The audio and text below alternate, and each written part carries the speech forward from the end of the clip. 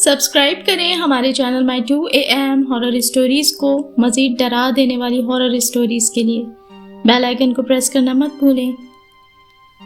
السلام علیکم دوستوں، کیسے ہیں آپ سب؟ امید ہے آپ لوگ سب خیریت سے ہوں گے، جہاں بھی ہوں گے بہت خوش ہوں گے۔ میری اسٹوریز کو لائک کرنے کے لیے، پسند کرنے کے لیے بے حد شکریہ۔ اسی طریقے سے مجھے سپورٹ کرتے رہیں، اپنا پیار دکھاتے رہیں، چینل کو سبسکرائب کرتے رہیں اور اپنے پیارے پیارے سے کامنٹس میرے ساتھ شیئر کرتے رہیں۔ میں آپ کے تمام کامنٹس پڑھتی ہوں۔ آج بھی مجھے اسٹوری شروع کرنے سے پہلے کامنٹ کر کے ضرور بتائیے آپ لوگ کہاں سے مجھے دیکھ رہے ہیں۔ چلیں پھر آج کی ہارر اسٹوری اسٹارٹ کرتے ہیں۔ تو پھر لائٹس آف کریں، ہینڈ فری لگائیں اور اس ہارر اسٹوری کو انجوائے کریں۔ یہ واقعہ آج سے تقریباً 4 سال پرانا ہے، یعنی جب کووڈ کے دن چل رہے تھے اس سے پچھلے سال یعنی 1 سال پہلے کا یہ واقعہ ہے۔ میرا نام اسامہ ہے اور میرا تعلق کراچی سے ہے۔ کراچی میں میری رہائش کلفٹن کے علاقے میں ہے اور میں نے جسٹ ابھی انٹر ہی کیا ہے۔ کچھ ٹائم کی چھٹیاں ہیں اور آگے یونیورسٹی کے لیے اپلائی کیا تھا۔ ایک دن میرے کچھ کزنز جو کہ اسلام آباد میں رہتے ہیں، ان کی میرے پاس کال آتی ہے۔ ایسے ہی سب اپنے ایجوکیشنل معاملات ڈسکس کر رہے ہوتے ہیں، کیونکہ وہ میرے ہم عمر تھے اور انہوں نے بھی میرے ساتھ ہی انٹر کیا تھا، اس لیے آج کل سبھی کی چھٹیاں تھیں۔ انہوں نے بھی میری طرح یونیورسٹی کے لیے اپلائی کیا تھا اور اس پورے پروسیجر کو تقریباً 3 سے 4 مہینے لگنے تھے۔ میرے کزن نے مجھ سے کہا کہ یار ہم لوگ یہاں پر بہت بور ہو رہے ہیں، تو میں نے بھی ان کو آگے سے کہا کہ کیوں نہ تم لوگ کراچی آنے کا پروگرام بناؤ، ہم سبھی مل کے گھوما پھرا کریں گے اور خوب انجوائے کیا کریں گے، تو ہم سبھی کی چھٹیاں بہت اچھے طریقے سے گزر جائیں گی۔ میرے کزنز نے کہا ٹھیک ہے، ہم کراچی آنے کا پروگرام بناتے ہیں۔ اگلے ہی روز میرے کزنز کا شام میں دوبارہ میرے پاس فون آتا ہے اور وہ مجھے بتاتے ہیں کہ 2 روز کے بعد وہ کراچی آ رہے ہیں۔ یہ خبر سن کے ہم سبھی بہت خوش ہو جاتے ہیں اور بہت ایکسائٹیڈ ہو جاتے ہیں۔ یہ خبر سن کے اس لیے بھی میں بہت ایکسائٹیڈ ہو گیا تھا کیونکہ میرے ابو بہت ہی سخت طبیعت کے مالک تھے۔ ان کو کہیں پر بھی گھومنا پھرنا اور آنا جانا پسند نہیں تھا، جس کی وجہ سے پورا سال ہم لوگ بہت ہی کم کسی جگہ پر نکلنا یا آنا جانا کرتے تھے۔ ابو کی وجہ سے میری امی بھی بہت ہی کم آنا جانا کرتی تھی، جس کی وجہ سے ہمارا گھومنا پھرنا اور آنا جانا بہت ہی لمیٹڈ ہوا تھا۔ لیکن کیونکہ اب میرے کزنز آ رہے تھے، اس بہانے ہم سبھی کہیں نہ کہیں گھومنے کے لیے نکلیں گے۔ لہٰذا یہ سوچ کے میں نے بس 2 دن انتظار کیا اور 2 روز گزرتے ہیں اور پھر اگلا دن آ جاتا ہے، جس دن میرے کزنز کی رات میں 3 بجے کے کراچی کی فلائٹ تھی۔ میں اور میرے امی اور ابو ہم تینوں رات میں 2:30 بجے نکلتے ہیں ایئرپورٹ کے لیے تاکہ اپنے کزنز کو پک کر سکیں، کیونکہ ان کے لیے بھی کراچی میں واحد ہمارا ہی گھر تھا، باقی سارے رشتہ دار اسلام آباد میں ہی تھے، اس لیے انہوں نے ہمارے گھر ہی اسٹے کرنا تھا۔ بہرحال جی ہم لوگ ایئرپورٹ پہنچتے ہیں اور اپنے کزنز کو ریسیو کرتے ہیں۔ بہرحال جی میرے کزنز کراچی پہنچ جاتے ہیں اور ان کے رکنے کا سیٹ اپ میں اپنے ساتھ ہی اپنے روم میں کر لیتا ہوں، کیونکہ ہمارے گھر کا نقشہ کچھ اس طریقے سے تھا کہ ایک روم میرے امی ابو کا تھا، لاؤنج تھا، لاؤنج کے ساتھ ہی ڈرائنگ روم بنا ہوا تھا اور ڈرائنگ روم کے بالکل سامنے ایک روم تھا جو کہ میرا کمرہ تھا۔ کیونکہ میرے دونوں کزنز میری ہم عمر تھے، اس لیے میں نے اپنے ہی روم میں ان کے لیے میٹرس لگا لیا۔ رات کے 4 بج رہے تھے، وہ آتے ہیں، نیند سے برا حال تھا، تھکے ہوئے بھی بہت تھے اور ہم سب سو جاتے ہیں۔ اگلے روز میرے ابو صبح آفس چلے جاتے ہیں اور میں اپنے کزنز کے ساتھ گھر میں ہی ہلا گلا کرتا ہوں۔ پھر ہم یہ ڈیسائیڈ کرتے ہیں کہ شام میں ہم سی سائیڈ یا پھر کسی اور جگہ گھومنے نکلیں گے۔ شام میں جب میرے ابو آفس سے واپس آتے ہیں تو پتہ چلتا ہے کہ 1 ہفتے کے لیے ابو کی پوسٹنگ گجرانوالہ ہو گئی ہے اور ان کو گجرانوالہ جانا پڑے گا۔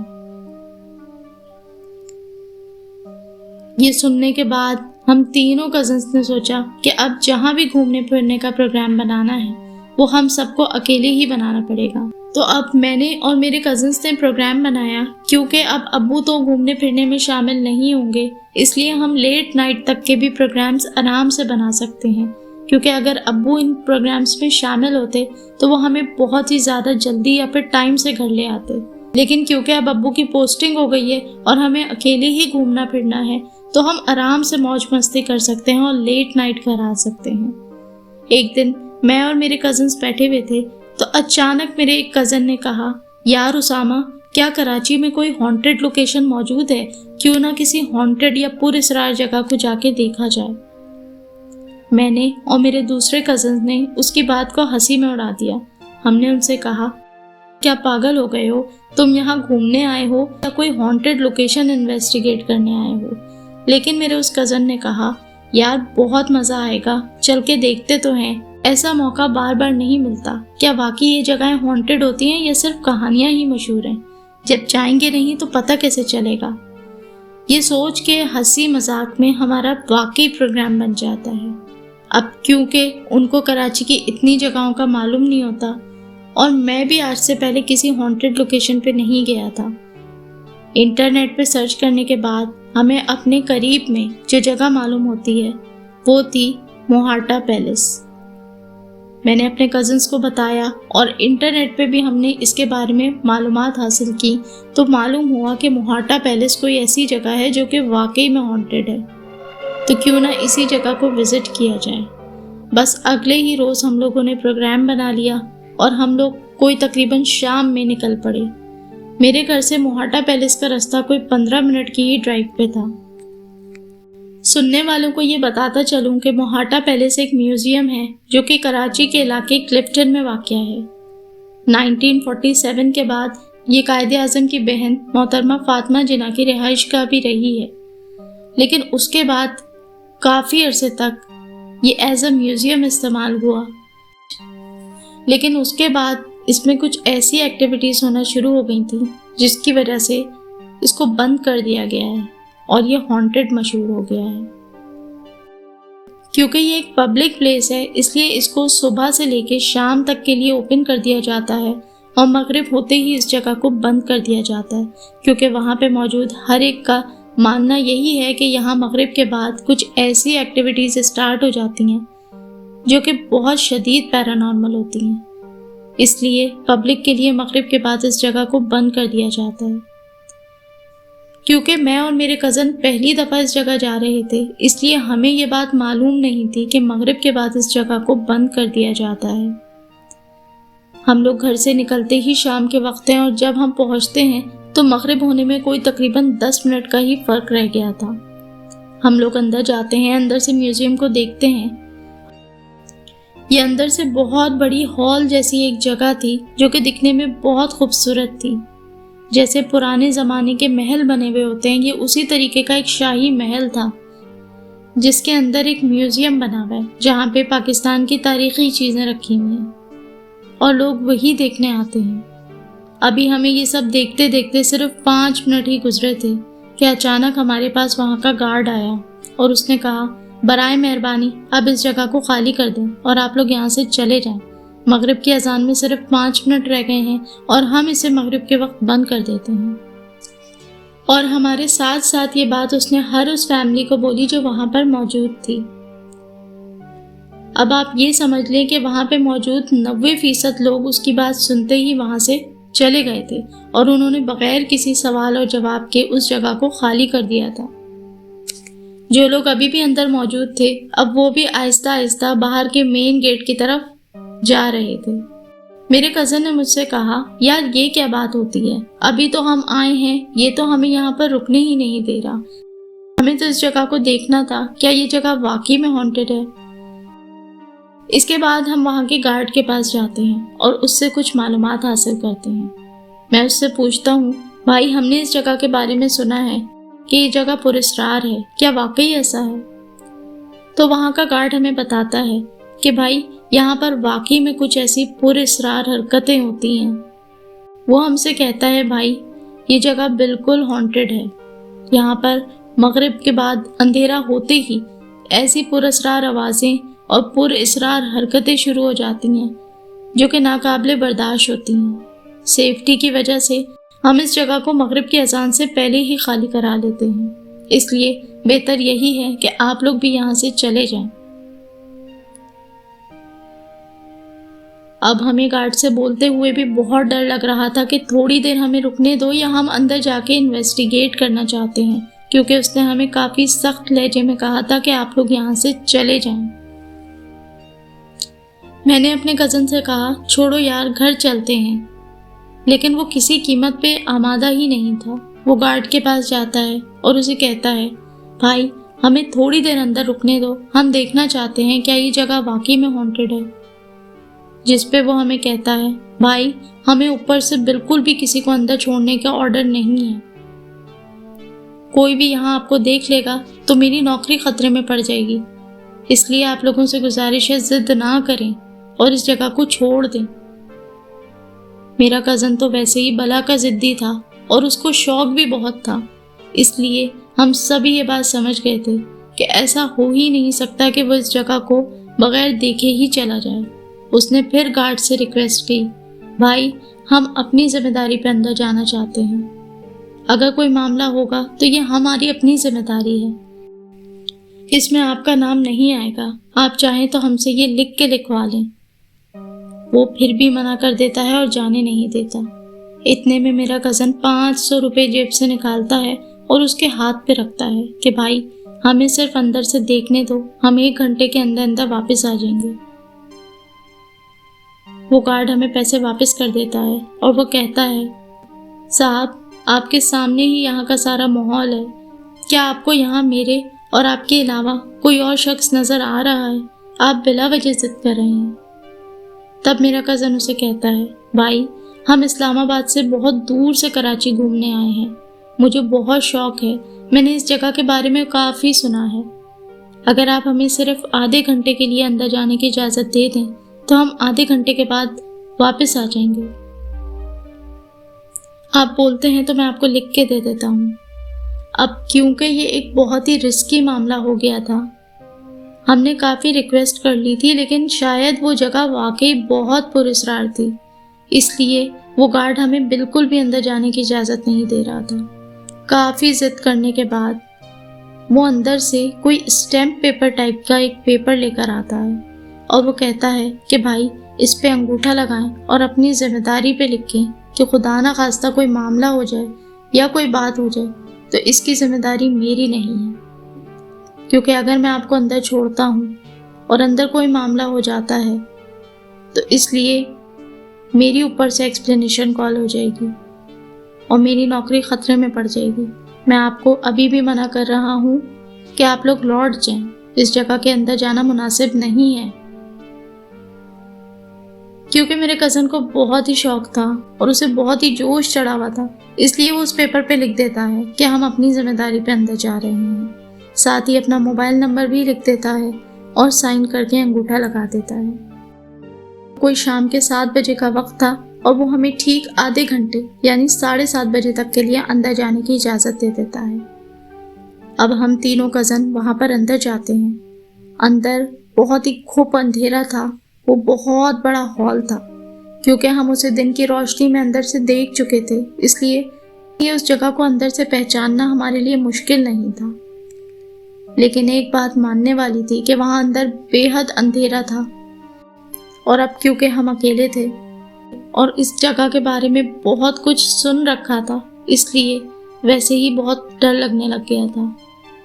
ہم اندر جاتے ہیں اس جگہ کو انویسٹیگیٹ کرنے، گھپ اندھیرے کے اندر ادھر سے ادھر گھومتے ہیں۔ اچانک میرا وہی کزن جو بہت ضد کر کے اندر آیا تھا، اس کی گردن پہ پیچھے سے ایک چھوٹا سا پتھر آ کے پڑتا ہے۔ وہ ایک دم ڈر کے ہل جاتا ہے۔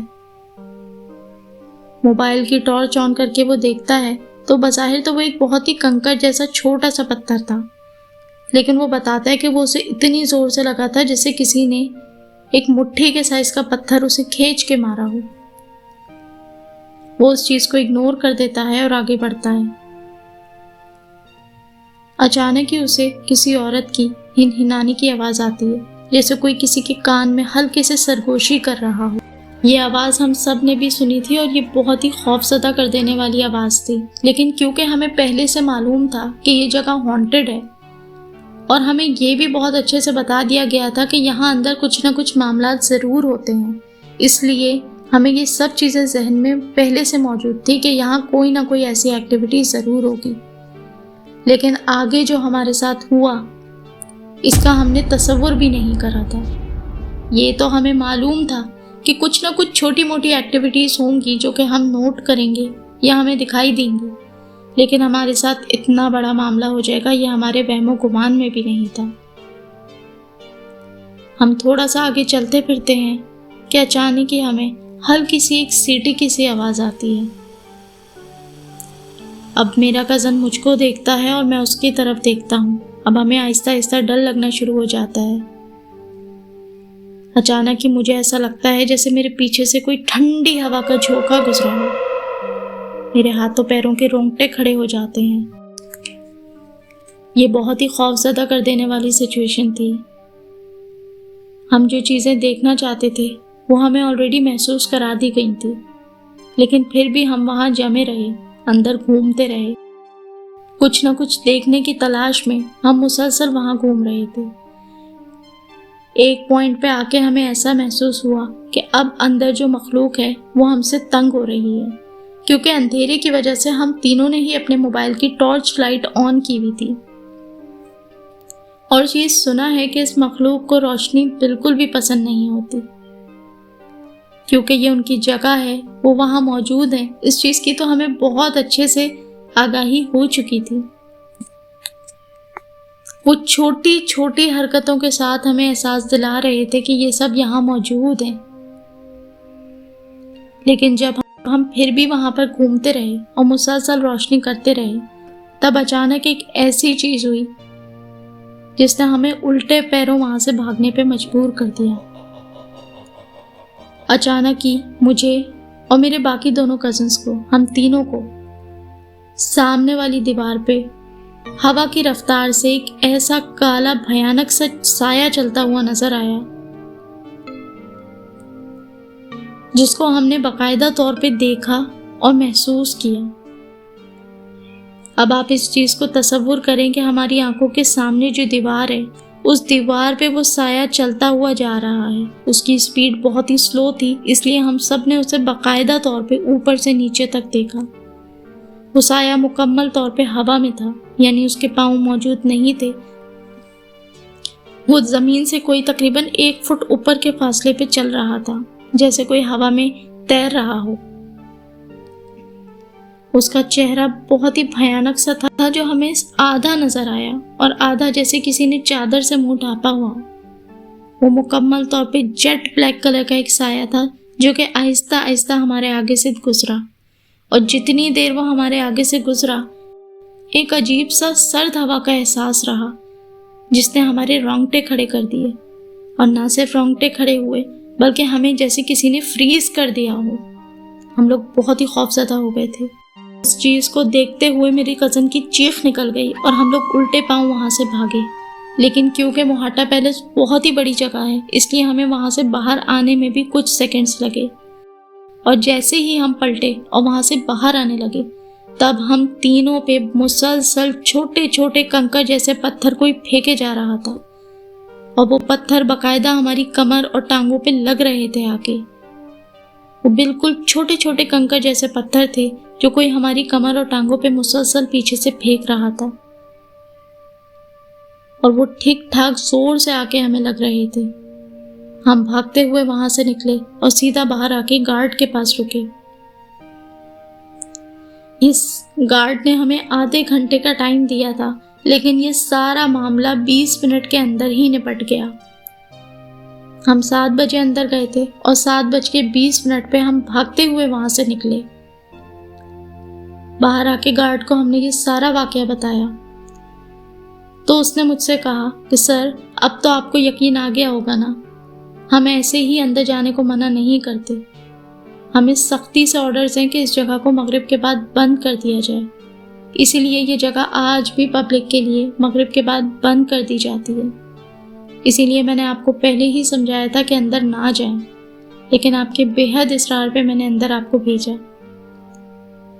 خیر، ہم وہاں سے گاڑی میں بیٹھتے ہیں اور سیدھا اپنے گھر کی طرف پہنچتے ہیں۔ اس کے بعد آج دن تک ہم نے موہاٹا پیلس کی طرف کا رخ نہیں کیا۔ یہ سچ ہے دوستوں کہ کراچی میں واقع موہاٹا پیلس واقعی میں ایک ہانٹڈ جگہ ہے، جہاں پر مغرب کے بعد کسی کو بھی رکنے کی اجازت نہیں دی جاتی، اور وجہ واضح ہے کہ موہاٹا پیلس ایک ہانٹڈ جگہ ہے۔ وہاں پر واقعی میں آسیب کا بسیرا ہے، اور یقیناً جس جگہ کو بند کیا جاتا ہے اس کے پیچھے کوئی نہ کوئی وجہ ضرور ہوتی ہے۔ امید ہے دوستوں آپ کو آج کی سٹوری اچھی لگی ہوگی۔ اگر یہ سٹوری اچھی لگی ہے تو اسے لائک لازمی کریں، نیچے کامنٹ کر کے اپنا فیڈ بیک میرے ساتھ لازمی شیئر کریں۔ کیا آپ میں سے کوئی موہاٹا پیلس گیا ہے، اور اگر گیا ہے تو آپ لوگوں کا کیسا ایکسپیرینس رہا؟ چینل پہ نئے ہیں تو چینل کو سبسکرائب لازمی کریں، اور اس سٹوری کو زیادہ سے زیادہ اپنے فرینڈز اور فیملی کے ساتھ شیئر کریں۔ انشاءاللہ بہت جلد ایک نئی سی مزیدار سی سٹوری آپ لوگوں کے ساتھ پھر شیئر کروں گی۔ اپنا رکھیے ڈھیروں خیال۔ ٹل دین، اللہ حافظ۔